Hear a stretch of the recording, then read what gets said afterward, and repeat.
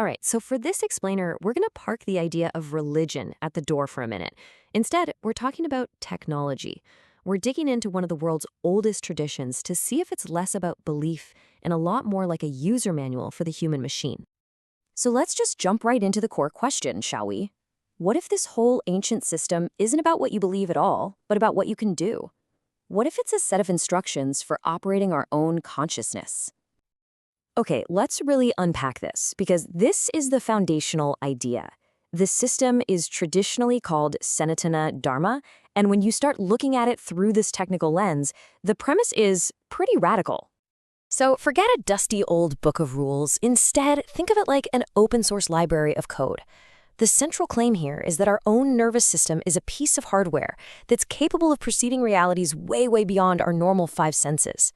The Dharma is simply the collection of methods, the software, if you will, to unlock all that potential. Okay, so if the body is the hardware, then it makes sense that the mind is the software that's running on it. And probably the most famous and maybe most misunderstood piece of that software is the concept of karma. Now, this view completely strips away that moral layer we usually associate with karma. It reframes the whole thing as a simple mechanical law. It's kind of like physics for your mind. Every single mental action has an equal and opposite reaction. It's got nothing to do with good or bad, it's just pure cause and effect. And this slide just lays it out perfectly, side by side.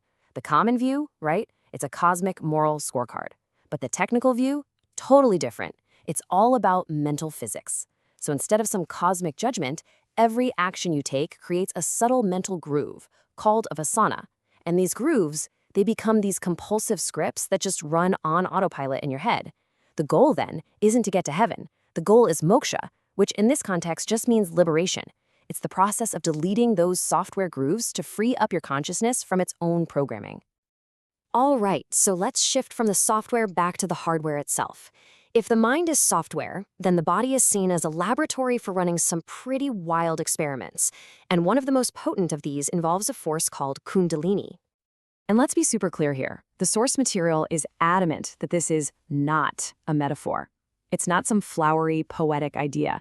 It's described as a tangible bioelectric force, a kind of evolutionary energy that's just sitting there, dormant, at the base of your spine, literally waiting to be activated. So how do you activate this thing? Well, the mechanism involves three main energy channels, or nadis. You've got Ida, which is the cooling, passive lunar channel. Then there's Pingala, the heating, active solar channel. The whole goal of a lot of these yogic practices is to bring these two opposing forces into perfect balance. And when that happens, the energy can't flow through them anymore. It gets forced into the central channel, the Sushumna. And that's when you get these profound, reality-bending shifts in perception. And this brings us to the part of the user manual that, let's be honest, has often been censored or just flat out ignored. We're talking about these so-called psychic powers, or siddhis. And again, they are not framed as magic, but as the direct results of applying very specific mental techniques. The master key to all of this is a technique called samyama. Ancient texts like Patanjali's Yoga Sutras describe it as this powerful combination of intense, laser-like focus with unbroken perception and total absorption. When you get all three of those things happening at once, the line between you and whatever you're observing just dissolves.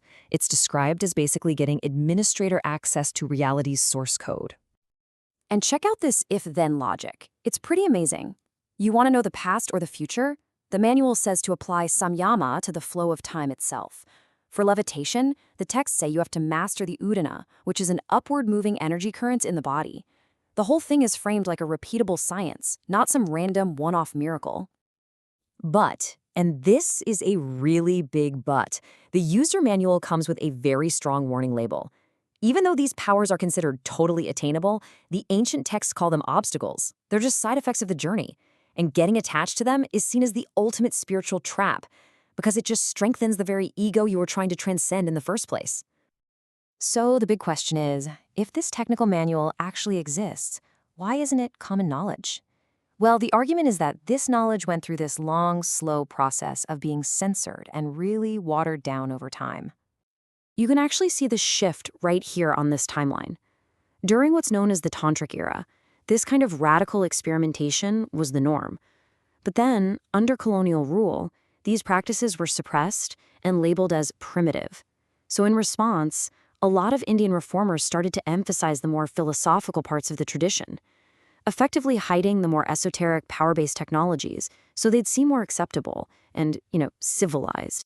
But the knowledge isn't completely gone, not at all, and there's a really simple, practical way that you can test one of its core principles for yourself, like right now. This is a direct biohack from an ancient science called Swara Yoga, which is all about the nasal cycle. So right now, just notice which one of your nostrils feels more open, more dominant. Your nostril dominance actually shifts about every 90 minutes, and it corresponds to a shift in which of your brain's hemispheres is more active. The right nostril is linked to the active, logical state, and the left is linked to the passive, creative state. And you can manually control this switch just by changing which side you're lying on. So the core takeaway from this is pretty profound. These ancient systems saw the human body as a programmable machine.